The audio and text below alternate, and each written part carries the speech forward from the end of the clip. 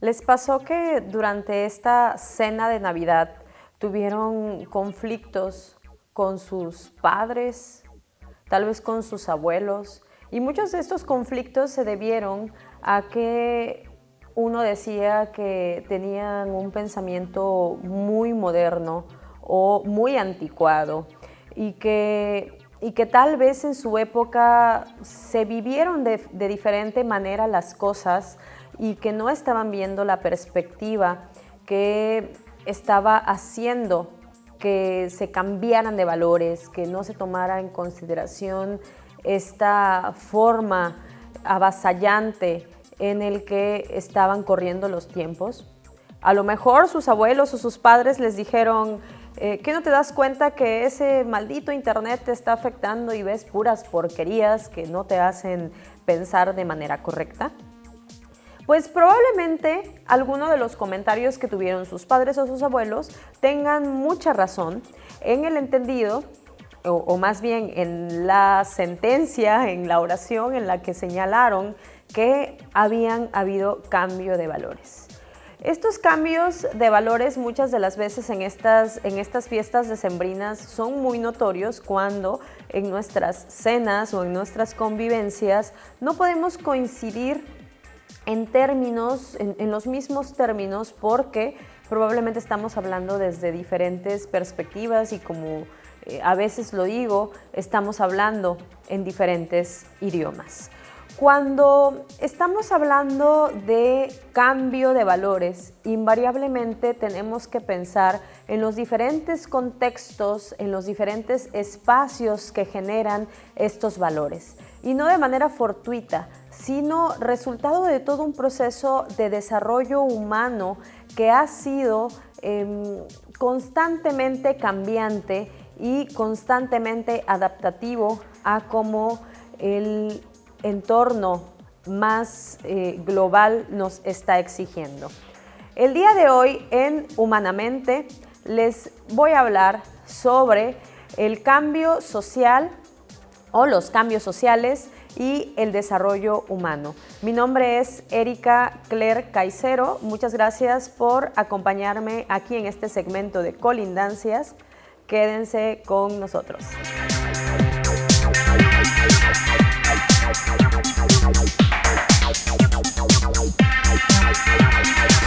Gracias por seguir en Humanamente. Mi nombre es Erika y les estaba diciendo en esta introducción cómo es que muchas de las veces en las situaciones más cotidianas y menos analizadas encontramos discrepancias en términos de valores, en términos de formas de ver las cosas, incluso en términos de costumbres y hasta actitudes hacia la vida. Y que muchas de las veces simplemente las categorizamos como conflictos de comunicación. Pero estos conflictos de comunicación muchas de las veces tienen que ver precisamente con que se está partiendo desde dos enfoques de ver las cosas, y estos enfoques con los que se están viendo las cosas tienen que ver con los valores y el desarrollo humano específico que cada una de las personas adquirió. Porque no importa que hayas nacido en el mismo contexto familiar o que pertenezcas a la misma, que tengas el mismo apellido y que hayas residido en la misma ciudad que tus padres, que tus abuelos o incluso que tus hermanos mayores o menores, pues cada una de las épocas que vivió cada uno de ellos fue diferente. ¿Y en qué sentidos fue diferente? Pues es en el sentido del desarrollo humano que se experimentó por las diferentes vías. La forma en la que los papás se encontraban socioeconómicamente hablando, probablemente cuando el hermano o la hermana mayor nació, las condiciones económicas de esa familia específica eran muy difíciles, y cuando llegó el segundo, 3 o 5 años después, las condiciones económicas mejoraron, o al revés. A lo mejor uno nació en una época de recesión económica y otro en una época muy próspera. Y estas formas de consumir, estas formas de acceder a ciertos productos a ciertos productos de consumo o a ciertos medios de comunicación están muy altamente relacionados con el entorno socioeconómico. Pero no solamente con el entorno socioeconómico, sino también tienen que ver con la escolaridad que, por ejemplo, tenían mis padres o las personas que me criaron. ¿Por qué tiene que ver con la escolaridad? Porque probablemente mis padres estuvieron escolarizados y me presentaron una serie de libros que me permitieron acercarme a ellos y apreciar altamente la lectura, o no. O, por ejemplo, el hábito de estudio que ya tenía mi madre porque estudiaba una carrera universitaria en el momento en el que me estaba criando y yo me acostumbré a esa forma de observar esos hábitos y los hice parte de mí.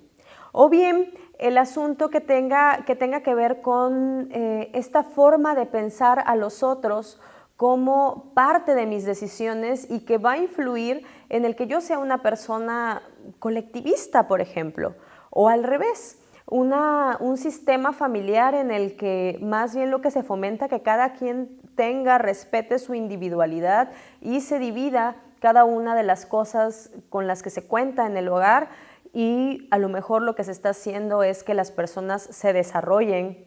de manera individualista. Entonces, todas estas cuestiones que rodean a el desarrollo de las personas van a influir en la forma en la que uno se comporte. Esto que estoy describiéndoles ahorita ha sido estudiado por muchos psicólogos del desarrollo, entre ellos una psicóloga de la Universidad de California de Los Ángeles llamada Patricia Greenfield, quien desarrolló una teoría que se llama teoría del cambio sociodemográfico, y un artículo que publicó ella muy importante en el terreno de la psicología y la relación que guarda los cambios sociodemográficos con el comportamiento individual, que se llamaba haciendo un vínculo entre los cambios sociales y el cambio en el desarrollo, cómo se cambian estas rutas de desarrollo humano. Y lo que esta investigadora, la profesora Greenfield, señalaba era que hay un modelo de cambio social que es, digamos, más o menos tradicional o que se ha presentado paradigmáticamente en la mayoría de las sociedades o las comunidades. Y es esta ruta de desarrollo en la que se pasa de lo rural a lo urbano. Esta búsqueda pareciera ser de transformarse hacia esa ruta. ¿Y por qué? Pues también por las demandas del contexto que se presentan, en la que hay una proliferación de ciertos modos, de ciertos estilos de vida y de ciertos estilos de consumo. Entonces ella señala que esta forma, este irse de un lado hacia otro, genera cambios no solamente en la sociodemografía, y cuando hablo de sociodemografía hablo de esto que ya les anticipaba, hablo de escolaridad, hablo de acceso a los servicios, hablo de edad en la que se tiene al primer hijo, por ejemplo, hablo de estado civil, también de tamaño de familia. Todos estos elementos que me habla de cómo la población se comporta aparecen transformados cuando se pasa de una ecología, de un ambiente, hacia otro ambiente. Por ejemplo, cuando ocurren procesos migratorios, que una familia completa se migra de un lugar rural a uno urbano, genera transformaciones en ese espacio que antes era rural. Y a lo mejor este tipo de movimientos que fueron aislados en un primer momento, luego se convierten en los movimientos principales, y ocurre que en esos espacios lo que va transformándose también es el ambiente que se vive. Las casas anteriormente probablemente eran de lámina, de madera, de barro, de materiales más relacionados con la tierra y menos procesados, y después de las migraciones de muchas de las personas habitantes, por ejemplo, de esos espacios que estoy utilizando como ejemplos, se convierten ahora en casas de material y que empiezan a tener acceso, por ejemplo, a los medios de televisión satelital. Esto ocurrió en muchos de los poblados que se presentan en nuestro país. Por ejemplo, aquí cabría citar los estudios de Camilo García, este psicólogo de la Universidad Veracruzana, también formado en la Universidad de California en Los Ángeles, que hace un estudio comparativo entre el nivel de cooperación y competencia de personas de Veracruz en un ambiente rural con 50 años de diferencia. Entonces lo que encuentra es que las personas de ese espacio, no las mismas personas, sino el mismo grupo de edad, se comportaba más competitivamente después de todos estos años pasados y un nivel de competencia mucho mayor en contraposición con los altos niveles de cooperación que se experimentaban 50 años atrás en estas zonas rurales de Veracruz. Pero ¿qué es lo que se observa y lo que aporta la teoría de Patricia Greenfield? Lo que se observa es que esos años no fueron años que simplemente atravesaron el tiempo y este espacio imaginario y que aparece en nuestra mente. No es algo abstracto, es algo que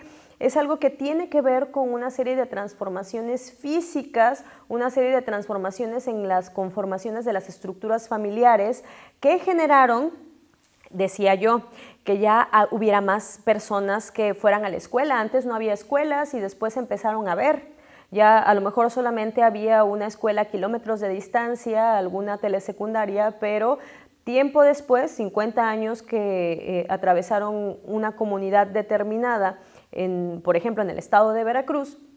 lo que hicieron fue que pues después ya había bachilleratos, varias instituciones de preescolar, de primaria, de secundaria, e hicieron que más personas estuvieran escolarizadas. También, ¿qué otros cambios ocurrieron? Ocurrieron cambios en los que se observó que los padres de familia ya no eran las jefaturas de las familias, ya no estaban ocupadas por los hombres, y que muchos de los hombres, muchos de las cabezas de familia ahora estaban ausentes, ahora habían migrado. También otra de las cosas que ocurrió dentro de esos cambios es que el tamaño de las familias se había reducido, ya no habían 5 o 6 niños, sino que ahora se estaba hablando de 2 o 3 hijos que pertenecían a una familia. Que las casas, que antes no se tenía acceso a los servicios y ahora sí. Entonces toda esta serie de cambios, pues ¿qué es lo que generan? Hacen, según nos dice la doctora Greenfield, hacen que se cambien los valores culturales y a su vez que se cambien los ambientes de aprendizaje. Porque no es lo mismo tener un ambiente de aprendizaje en el que se esté interactuando, por ejemplo, en una familia extendida, en el que se tenga la crianza a cargo no solamente de la madre, sino también la abuela y a lo mejor los tíos y los primos. Entonces, este es un ambiente de aprendizaje específico que probablemente fomenta el sentido de cooperación, el sentido de compartir las cosas. Entonces, en este sentido, no va a ser lo mismo este ambiente de aprendizaje que se presentaba hace 50 años a este nuevo ambiente de aprendizaje en el que tal vez ya no se interactúa mucho con la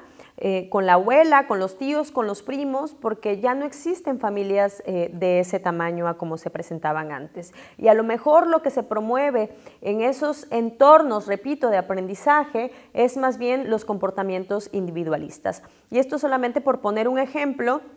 del tipo de comportamiento social que se transforma a partir de los cambios sociodemográficos y que transforman a su vez los valores. ¿Cuáles son los valores que también podrían transformarse? Pues valores de todo tipo, valores que aparecen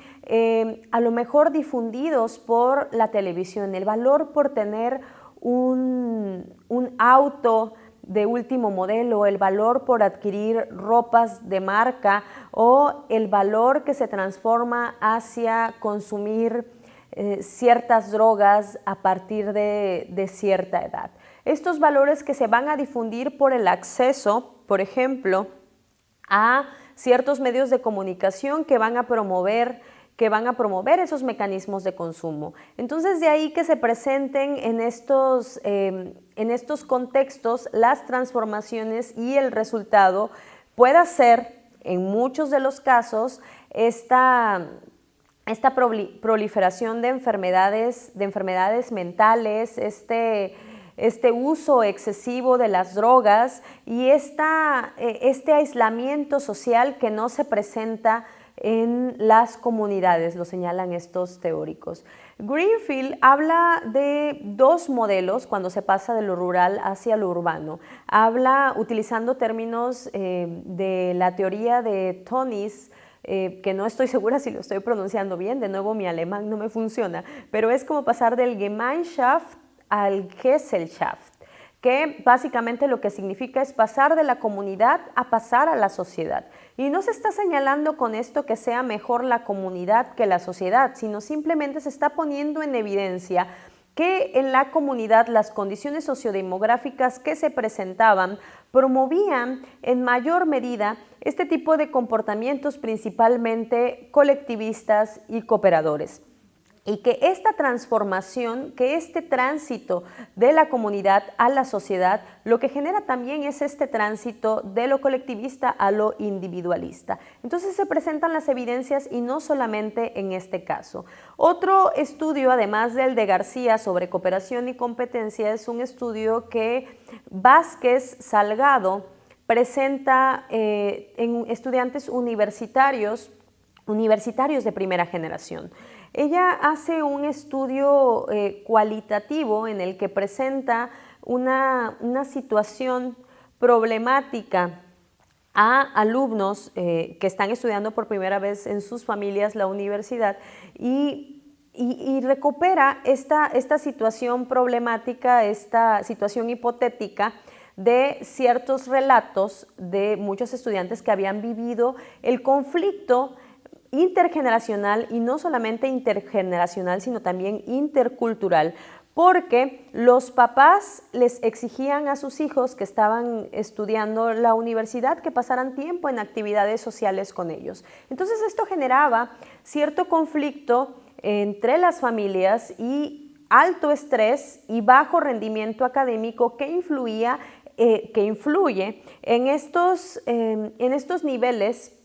en estos rankings en los que los latinoamericanos o muchos latinoamericanos aparecen con bajo rendimiento académico, y algo que sostienen es que muchas de las veces esto se debe al estrés social que se genera principalmente por los conflictos intergeneracionales. Entonces lo que encuentra es que al presentarles estas situaciones hipotéticas, pues se identificaban los estudiantes con las situaciones que estaban viviendo, porque no podían acudir, por ejemplo, este estudio ocurre en Los Ángeles, también en la Universidad de California, y estos estudiantes, hijos de latinoamericanos, pues no podían acudir a los 15 años de sus primas, no podían acudir a las reuniones dominicales regulares, o tenían que viajar constantemente de estos lugares de la periferia, por ejemplo, Los Ángeles del Este en contraposición al oeste, que es en donde se encuentra la Universidad de California, para poder atender a estos compromisos sociales. Entonces aquí nos está hablando, por ejemplo, y yo por eso empezaba con este segmento, con hablar sobre estos conflictos que a lo mejor aparecieron en las cenas familiares y que muchas de las veces tuvieron que ver con esta diferencia de valores al valorar, por ejemplo, en el caso de los adultos, esta convivencia familiar, el asunto de pensar en la familia, y en el caso de las nuevas generaciones, a lo mejor valorar más el desarrollo individual, el desarrollo profesional, y dejar de lado secundario los valores asociados a la familia. Entonces, muchas de los problemas que les llamamos problemas de comunicación muy probablemente tengan que ver más bien con conflictos de valores asociados con los cambios sociodemográficos que atravesamos como personas en nuestra trayectoria específica de desarrollo humano. Antes de echar la culpa a la inflexibilidad del otro, porque no está comprendiendo mis valores, hay que pensar qué tanta culpa tengo yo al no comprender también el esquema y los valores en el contexto específico de las otras personas. Muchas gracias por acompañarme en este segmento de Humanamente. Nos vemos en el siguiente.